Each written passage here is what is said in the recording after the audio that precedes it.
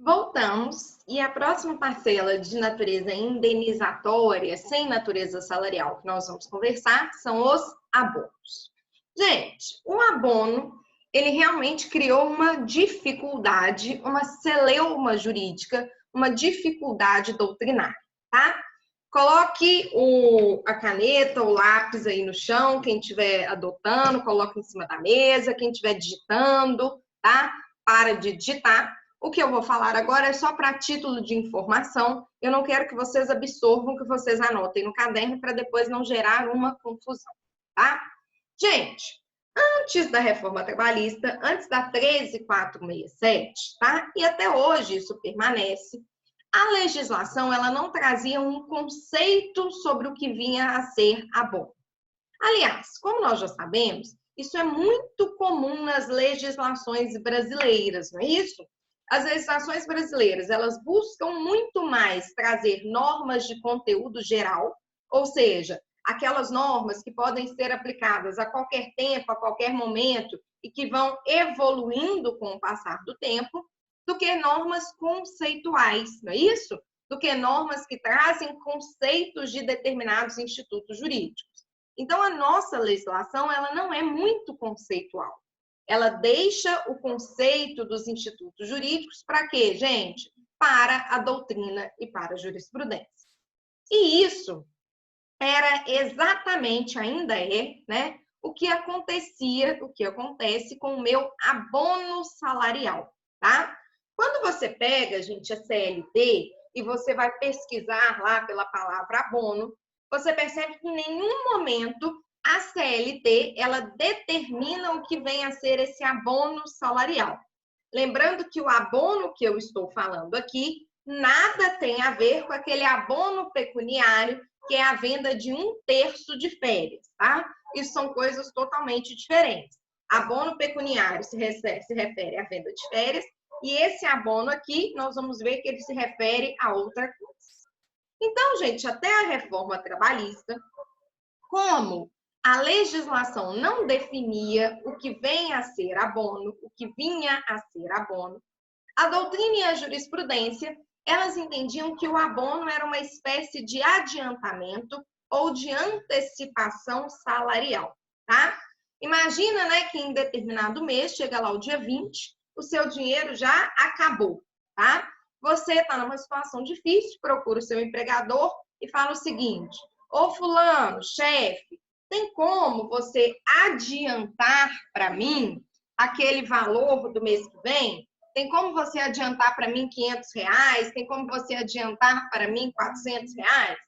Gente, esse adiantamento, essa antecipação salarial, que muita gente também chama de vale, era o que a doutrina entendia como abono, tá? Então, o abono era aquela antecipação de salário, aquele adiantamento salarial. Gente, nessa concepção da doutrina, tá? Entendendo o abono como antecipação, como adiantamento salarial, o abono teria caráter salarial? Claro que teria, né? Porque quando a gente pensa o abono como um adiantamento do salário, isso significa que o abono é salário, só que está sendo pago com antecedência.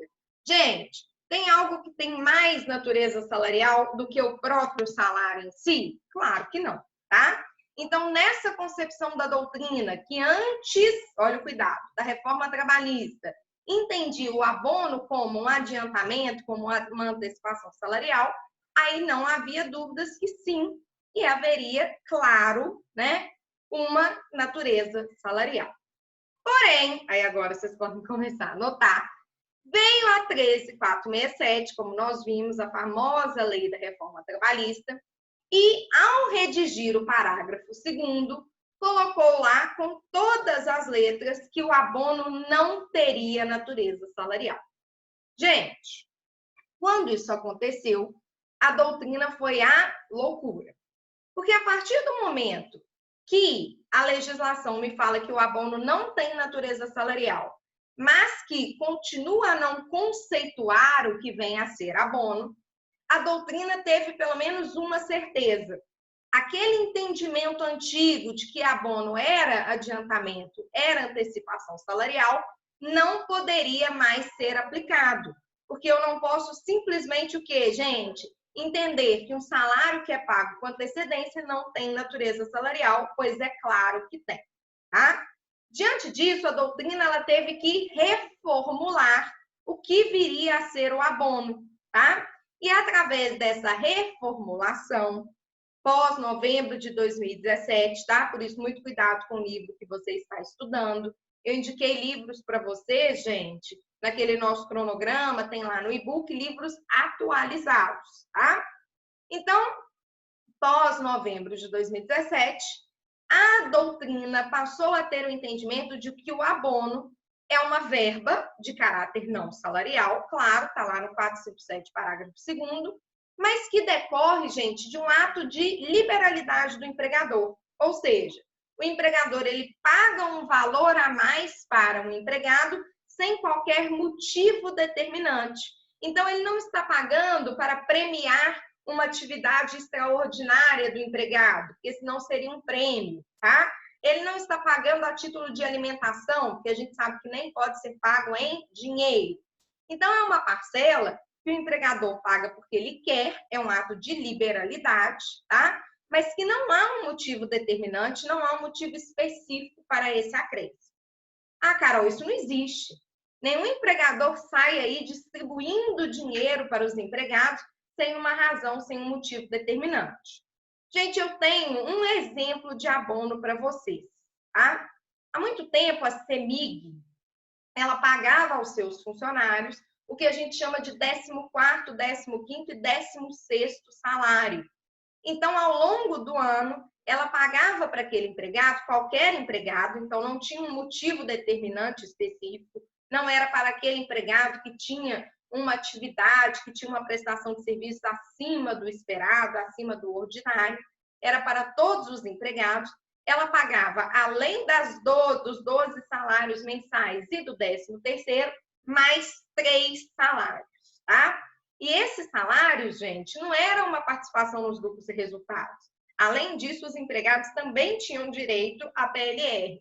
Então, isso é uma espécie de abono, tá?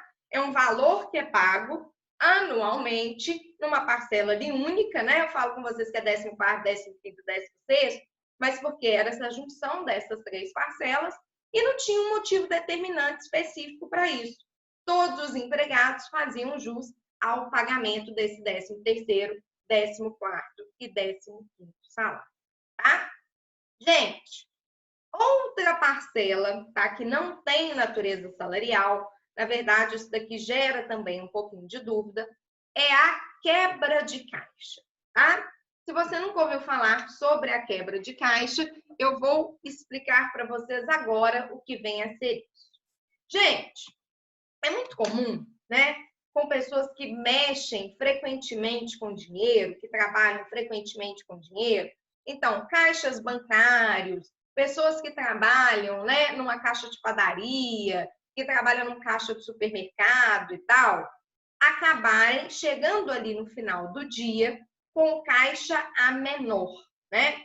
Então, é muito comum que haja um desfalque no caixa ali daquele empregado no final do dia, seja de alguns centavos, seja de alguns reais, mas em algumas situações pode ser um valor até maior. É por isso, gente, que se determina que esses empregados que trabalham em caixa, tá? Seja caixa de banco, seja caixa de supermercado, caixa de padaria, são aquelas pessoas que exercem com habitualidade essa questão do dinheiro.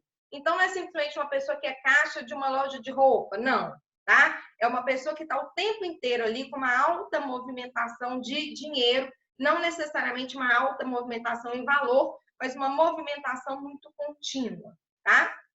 Para, gente, compensar o risco, né, que é exercido por esses empregados que lidam com dinheiro, é uma pressão muito grande, né, de ter que receber o dinheiro, verificar se a nota é correta, verificar se o troco está sendo voltado da forma correta, tudo. Para compensar esse risco, tá? É pago, em algumas situações, aquilo que a gente chama de quebra de caixa, tá? Gente, eu não sei se você sabe, mas esse valor que falta no caixa do empregado, ao final do dia, ao final da semana, ele pode ser descontado do salário desse empregado. Lembrem-se que quando a gente conversou sobre descontos, esses descontos, né, em virtude de dano causado pelo empregado, ele só poderá ser efetuado se o dano foi causado por culpa, se houver previsão contratual. Se o dano for causado por dolo, aí nem precisa ter a previsão contratual.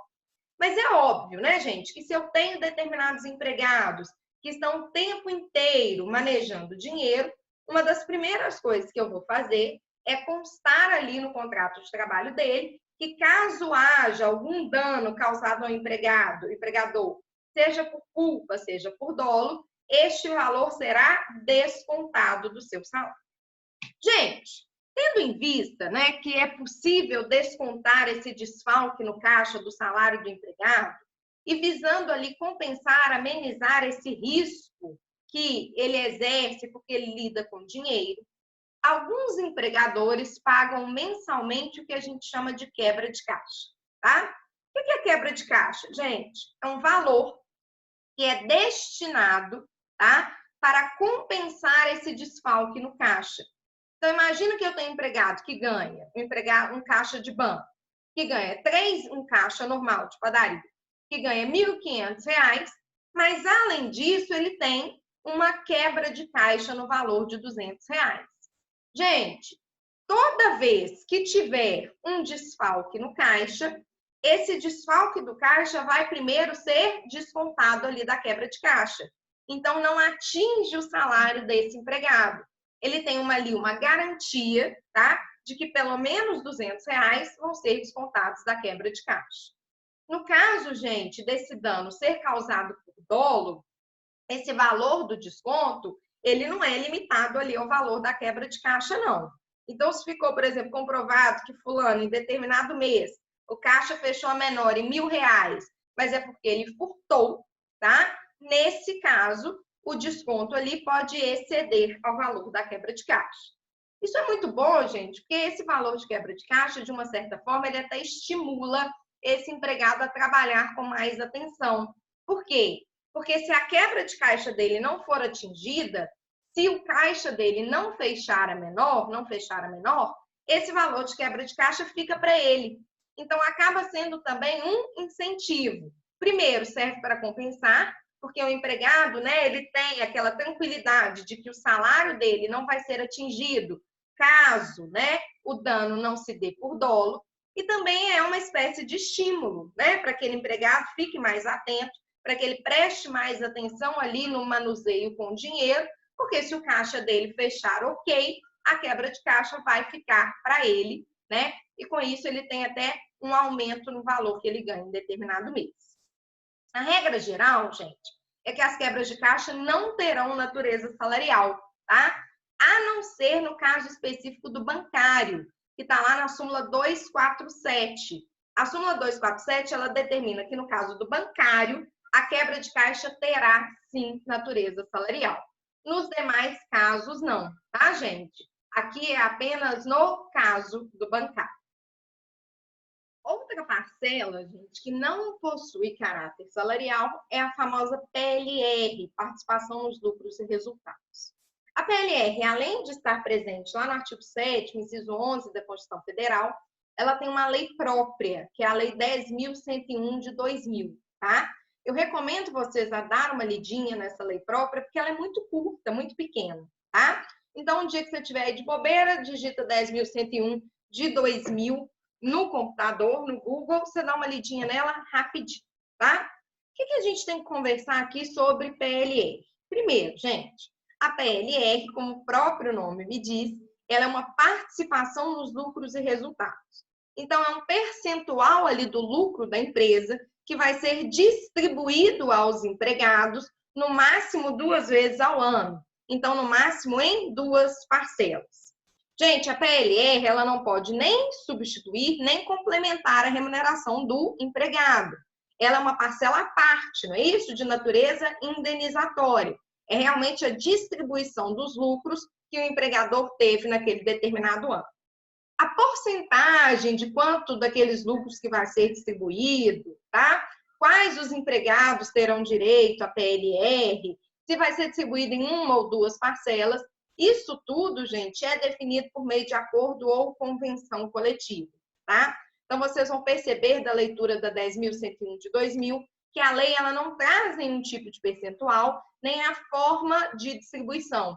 Isso é tudo decidido através de negociação coletiva e sedimentado no instrumento da negociação coletiva, seja um acordo, seja uma convenção coletiva. O que é realmente interessante da gente conversar, tá? E que tem sido cobrado em algumas provas, é a súmula 451 do TST, tá? A súmula 451 do TST, ela regulamenta a possibilidade do empregado receber a PLR, mesmo se o seu contrato de trabalho foi extinto antes da distribuição dos lucros. Gente, essa súmula ela foi necessária porque é muito comum quando você ingressa na empresa e você assina aquele contrato de trabalho, que uma das cláusulas determine o seguinte: caso o contrato de trabalho venha a ser extinto antes da distribuição da PLR, o empregado perde o direito a essa PLR. Gente, a súmula 451, ela determinou que essa cláusula, ela fere o princípio da isonomia. Então, da leitura da súmula 451, olha o que ela me diz. Fere o princípio da isonomia, instituir vantagem mediante acordo coletivo ou norma regulamentar que condiciona a percepção da parcela, participação nos lucros e resultados, ao fato de estar o contrato de trabalho em vigor na data prevista para a distribuição dos lucros. Assim, inclusive na rescisão contratual antecipada, é devido o pagamento da parcela de forma proporcional aos meses trabalhados, pois o ex-empregado concorreu para os resultados positivos da empresa, tá? Então, gente, nessas situações, a súmula 451, ela deixa claro que se o contrato de trabalho daquele empregado chegar ao fim antes da distribuição dos lucros e resultados, o empregado continua fazendo jus a essa distribuição, mas claro que proporcional aos meses que ele trabalhou naquela empresa. Ah, Carol, o pagamento ele tem que ser feito junto com a rescisão? Não, tá? Porque muitas vezes não se tem a noção ainda de qual foi o lucro real. Então, é possível que esse pagamento seja feito na data da distribuição, mesmo que a rescisão ocorra antes. A grande questão é que tem que haver esse pagamento. Tranquilo, amores? Gente, vamos fazer uma pausa aqui nesse bloco. No próximo bloco, a gente conversa sobre as últimas parcelas de natureza indenizatória. Ok? Até daqui a pouquinho. Fiquem aí.